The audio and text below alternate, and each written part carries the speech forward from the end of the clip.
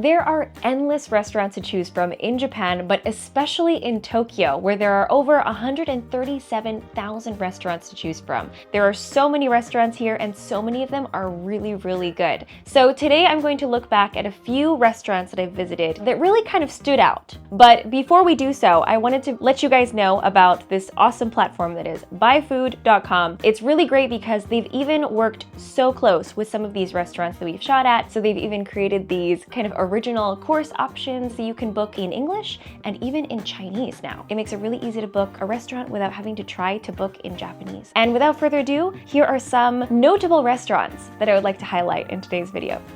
Let's go.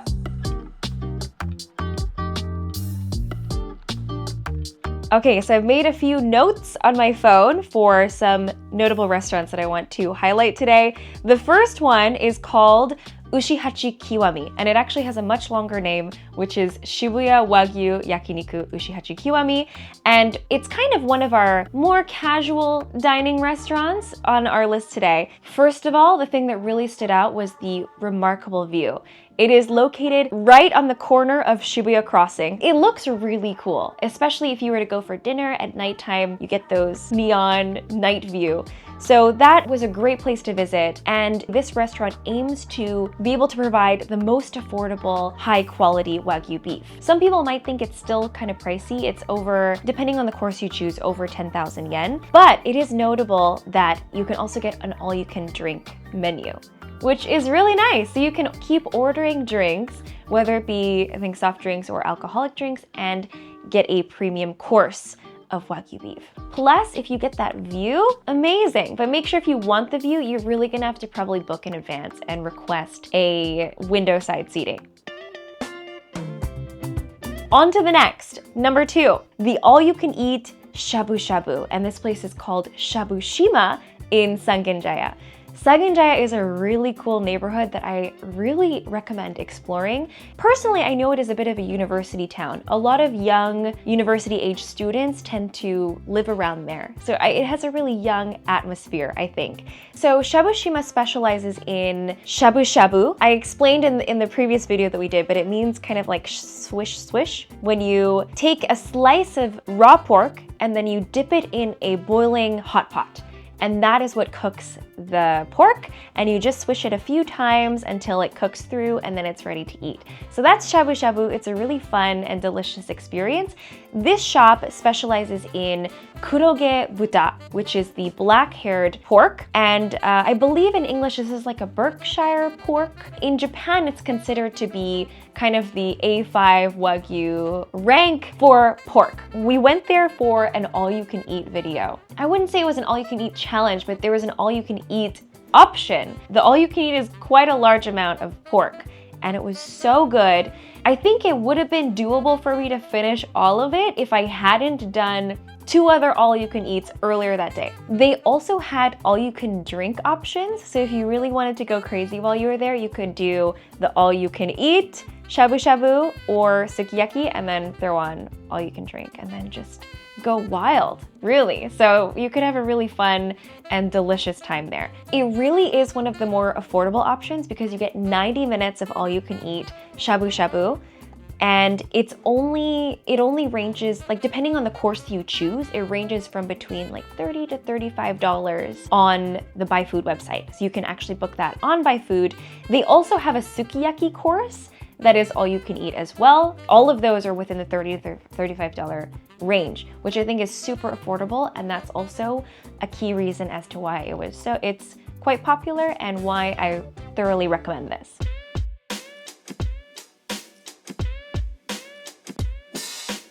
All right, so number 3 is an omakase sushi restaurant that I really enjoyed. This one is called Sushi Koshikawa, and it's located in the kind of stylish neighborhood of Akasaka. The lady who welcomes you to this restaurant, she was so sweet. She wears her traditional kimono, she welcomes you in, she's so friendly. She's the one who will bring you your drinks, and she was very knowledgeable about Japanese sake. So she could pair Japanese sake with your sushi, your omakase sushi course. She was lovely. So that was one part that I really liked about this restaurant. The other aspect was that the chef, of course, he is very knowledgeable about all the ingredients that he uses, as you would expect from an omakase sushi restaurant. But the other thing was that he was also very open-minded. And he doesn't expect his guests or his customers to follow really rigid rules about omakase sushi restaurants. He even said, I believe, that you don't need to dress up to come to this restaurant, just come as you are. He seemed very accommodating to foreign travelers. He'll even adjust his omakase menu, which means leave it up to you, in this case, the chef. He'll adjust this menu based on your allergies or your dietary needs or preferences. So if you are vegan, vegetarian, he will even accommodate that for you, which is kind of rare at sushi restaurants in Japan. There's some that do, but of course it's not that many. So if you can let him know in advance, he said he'd be happy to cater to a vegetarian or vegan omakase sushi experience, which is very cool. The other thing that I really liked about it was that it was not just sushi that he served at this restaurant.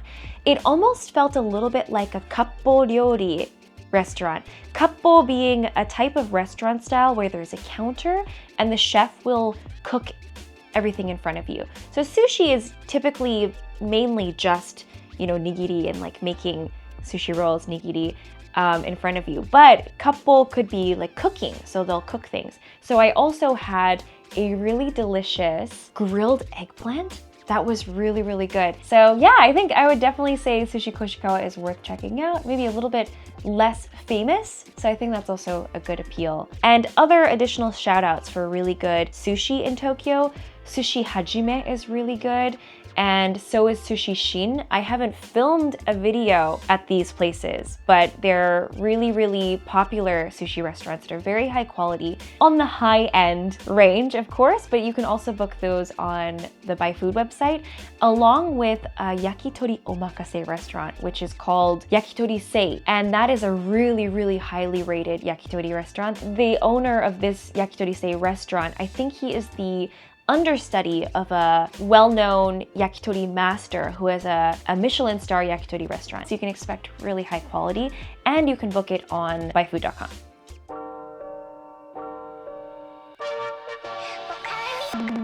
The next one that I would like to mention that I really, really enjoyed was a pizza restaurant in Japan called Pizza Strada.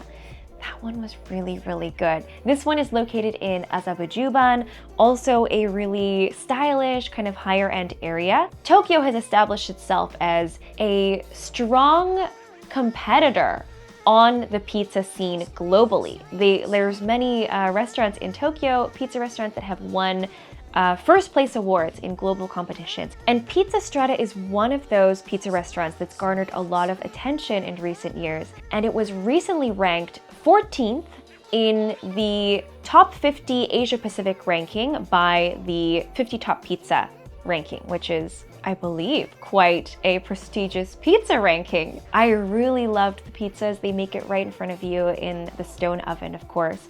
And I think the one that I still just kind of drool over was the Wagyu burger pizza, I think it was. That one was so good. Everything was amazing. So I do recommend Pizza Strada, and also just check out the other ones in the pizza scene in Tokyo. We'll have to do another pizza video sometime. There's a lot more to check out. Number 5. This is a food truck that I recommend to pretty much anybody who visits Tokyo. And it is a food truck that serves authentic Mexican tacos. And it's in the back streets of Shibuya, and the atmosphere here is great. What's really special about it is the chef's backstory and how, just honestly, of course, how delicious the tacos are. So the chef is from Mexico, and he also worked in a Michelin star restaurant in Canada, I believe. And then he moved to Japan, and he would often be asked for good Mexican food recommendations in Tokyo when he first moved here. At the time, there were not many. If you're gonna go for Mexican food in Tokyo, or if you live here and you just want a little taste of something from back home, then La Cabina taco truck in Shibuya is fantastic. So I love this place, and when I was there, We even met a few travelers from the US, I think. California is really famous for their Mexican food scene, and it's known for being very authentic. Even they said that this was some of the best tacos that they'd ever had. If you're coming to Tokyo and you're thinking, why would I get tacos? Why not? I mean, it depends how much time you have and what you want to try, but I'd like to point out that the food scene in Tokyo is becoming incredibly diverse. One last honorable mention I'd like to make, just to highlight how diverse Tokyo food culture and the food scene is nowadays, is vegan gyoza. This is the name of the restaurant. Nowadays we have a lot of vegan and vegetarian options. Not as many as I think would be good to have, but it's really increased over the years. And the one that really stood out was this one called vegan gyoza. It's a little bit out of the maybe central area where most people would be in Tokyo. Anyway, that's all the time we have in this video. As you can see, I could easily cover tons more. It's really, really hard to narrow down the list to things that I would really recommend to everybody. So basically that's all I'm going to be mentioning for today, even though I could do many more. But if you would like to see a few more suggestions of good restaurants that we've had, there will be some in the link in the description down below, so check that out. And yeah, if this is your first time visiting Tokyo and you're kind of worried about finding the right restaurants, I would say don't be worried. There are so many options to choose from, and the quality of food is so high here that you really can't go wrong. And if you would like some help in booking restaurants, again, don't forget to check out the website, byfood.com. It makes it super easy to book in English or Chinese. I hope you enjoyed this, and see you guys in another video. Bye! If you enjoyed this video, click the photos on the left for more, and click the one on the right to learn more about byFood and book your own Japan adventures.